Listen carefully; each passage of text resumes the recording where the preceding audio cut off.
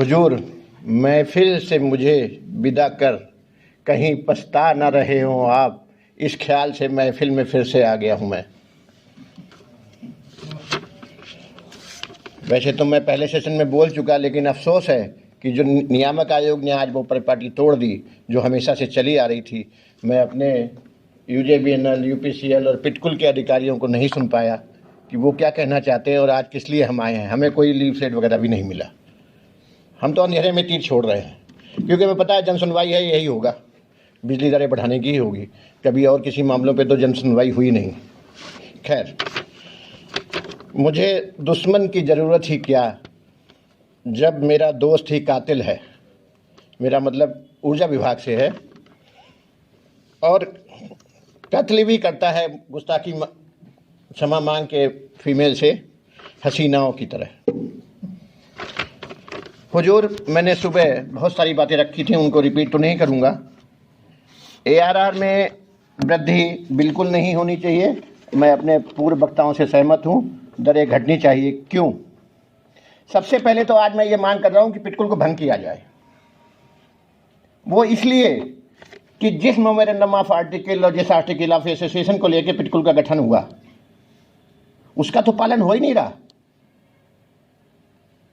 Chairman जो पिटकुल की है ऐसे आदेश कर देती है कि फला आर्टिकल ऑफ एसोसिएशन की धारा 34F के अंतर्गत ये वीटो वो त्रुप का पत्ता MD साहब को दिया जाता है। क्यों भाई? MD साहब कोई भगवान है?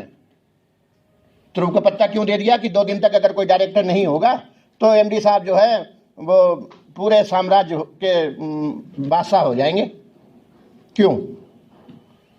इसको तुरंत निरस्त किया जाए और पिटकुल को भंग किया जाए, क्योंकि इसमें आर्टिकल ऑफ एसोसिएशन का उल्लंघन हुआ। होती होंगी सचिव ऊर्जा, चेयरमैन को भी पावर नहीं है, निगम है, ना कि किसी सरकार की बपौती। तो मेरा तो सबसे पहला सबमिशन है कि पिटकुल को तत्काल भंग किया जाए, अथवा नियामक आयोग किसी रिसीवर को बैठा ले। जहां ऐसे ऐसे आदेश कर दिए गए हों उस तुरुप के पत्ते से, जिसे ट्रंप कहते हैं, आजकल तो बाइडेन है, खैर, उससे पता नहीं कितने ऐसे काम हो गए जो हमारे लिए सिरदर्द बन जाएंगे, नासूर बन जाएंगे, और हो रहे हैं। हुजूर, दिखाता हूं हुजूर, मॉडल ऑफ कंडक्ट लगा हुआ है।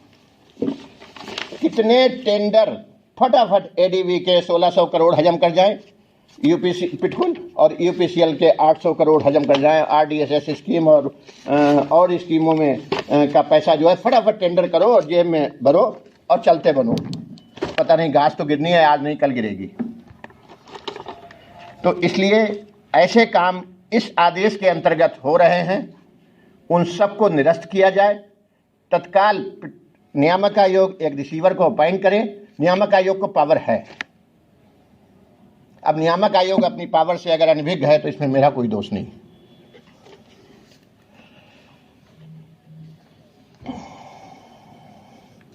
अभी साहब, एक पिछले कुछ दिनों पहले एक वीडियो कॉन्फ्रेंसिंग होती है, MD साहब वीडियो कॉन्फ्रेंसिंग करते हैं और उसमें उन ठेकेदारों को बुलाते हैं जिसका वो चाहते हैं उनका पेमेंट हो जाए, और मसलमैन भी आते हैं उस वीडियो कॉन्फ्रेंसिंग में, जिसमें डायरेक्टर को, चाहे वो डायरेक्टर फाइनेंस हो, चाहे वो डायरेक्टर ऑपरेशन हो, उन सब की हैसियत को और उनकी गरिमा को ध्यान में न रखते हुए लताड़ने का, दबाव बनाने का प्रयास किया जाता है ताकि वो पेमेंट कर दें उनकी जो अनिश्चित है।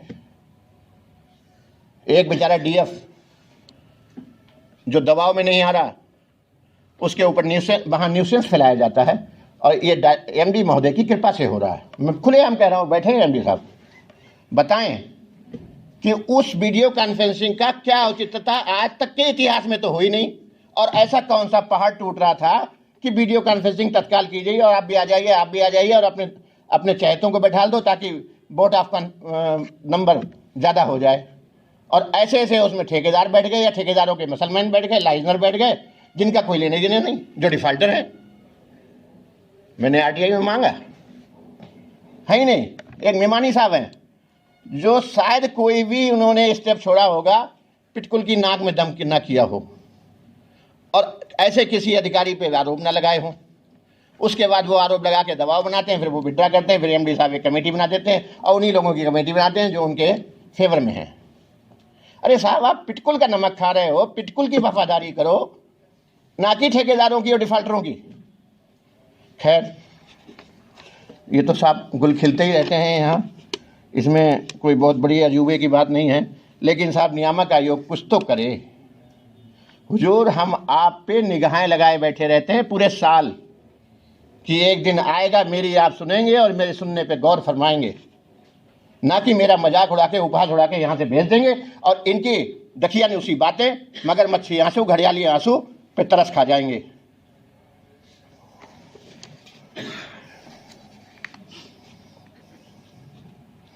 और वो डीएफ जो रिजाइन कर चुका है उसको जल्दी से जल्दी भगाने के प्रयास हो रहे हैं इनडायरेक्ट वे में, क्योंकि उसने गलत काम नहीं किए। मुझे नहीं पता गलत काम किए नहीं किए, ऊर्जा विभाग को चाहिए था उसका रिजाइन एक्सेप्ट करता, घर भेज देता।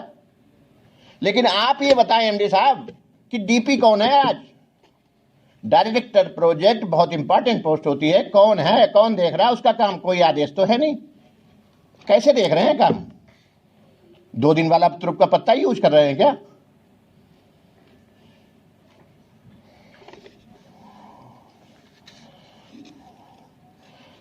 सर, यूपीसीएल, पिटकुल, यूजेवीएनएल में बाकी तो ट्रांसफ़र कर दिए जाते हैं, ट्रांसफ़र पोस्टिंग जिसके चाहे जैसे चाहे कर दिए जाते हैं।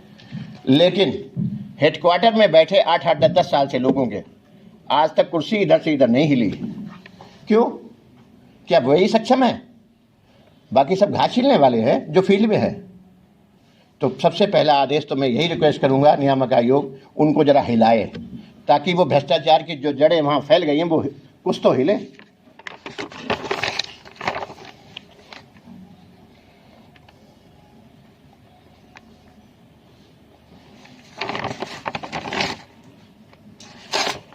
हमारे भारत सरकार कहती है सबका साथ, सबका विकास और सबका प्रयास, लेकिन हमारा ऊर्जा विभाग सबका प्रयास नहीं करता।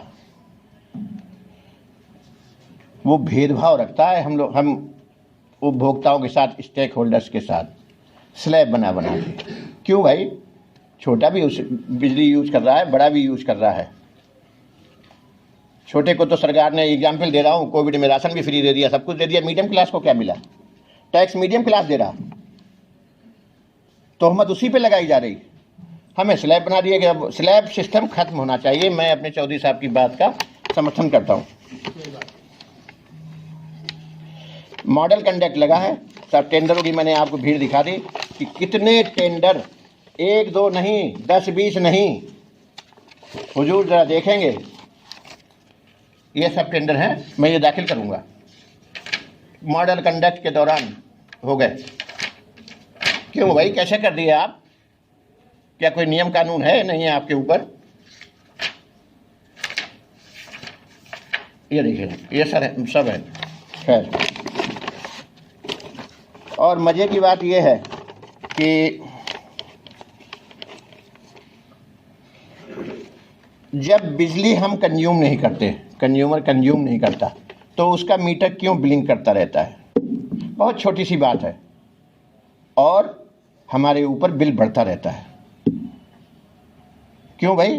बिलिंग तुम्हारा मीटर कर रहा, तुमने लगाया, उसकी भरपाई हम करें, वसूली हमसे करोगे। बिलिंग बंद होनी चाहिए।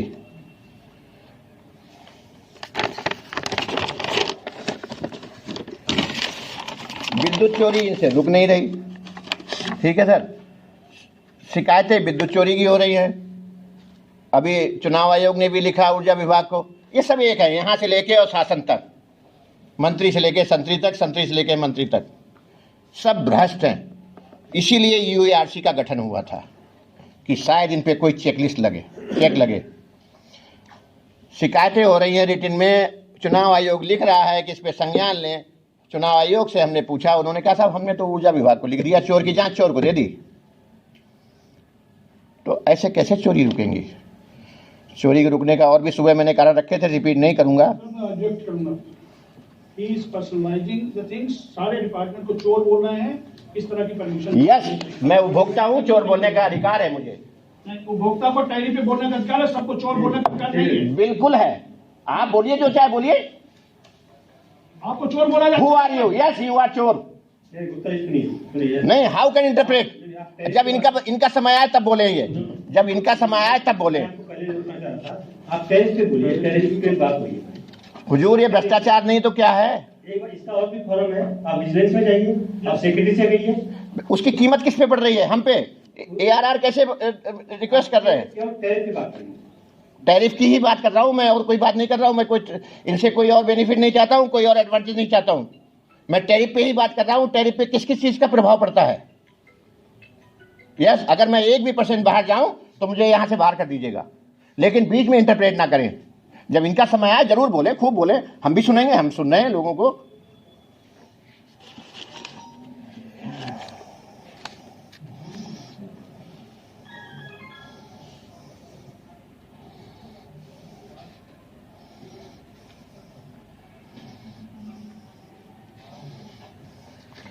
एक गबन हुआ था 50 लाख का UPCL में, रुड़की में, 2016-17 में, एज राकेश कुमार इंजीनियर। आज तक उस पर कार्रवाई नहीं हुई। पिछले कई सालों से मैं इस मामले को उठाता रहा हूं, बल्कि उसको मलाईदार कुर्सी से विभूषित कर दिया गया। क्यों सर? 50 लाख रुपया का गबन जनधन है, हम स्टेक होल्डर्स का है, हम टैक्स पेई का है। आपने उसके खिलाफ FIR आज तक नहीं कराई, आपने उसको पनिशमेंट नहीं दिया, आप उसको मलाईदार और पोस्टिंग दे रहे हैं।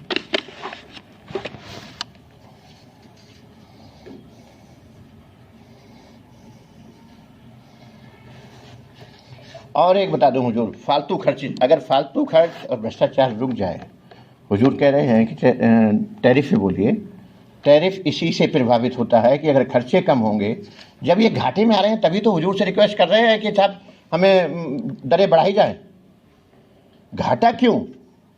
जब आप फिजूल खर्ची बंद करें, जब आप भ्रष्टाचार को कम करें, टाइम पे प्रोजेक्ट करें। बहुत बुरा लगा साहब हमारे अधिकारी को। मैं किसी व्यक्ति विशेष को नहीं कह रहा हूं चोर, सिस्टम को चोर कह रहा हूं। और सिस्टम करप्ट है, वरना आज इतनी सारी बातें हुजूर के सामने नहीं आती। केवल टैरिफ पे लोग बोलते हुजूर कम करो या ज्यादा करो, बस चले जाते। लेकिन नहीं, एक मधुसूदन है UPCL में, हुजूर क्या काम पे है, किस पोस्ट पे है, 80-80 हज़ार 1-1 लाख रुपए सैलरी है, वाहन दिए हुए हैं, और वो क्या काम कर रहे हैं? क्यों?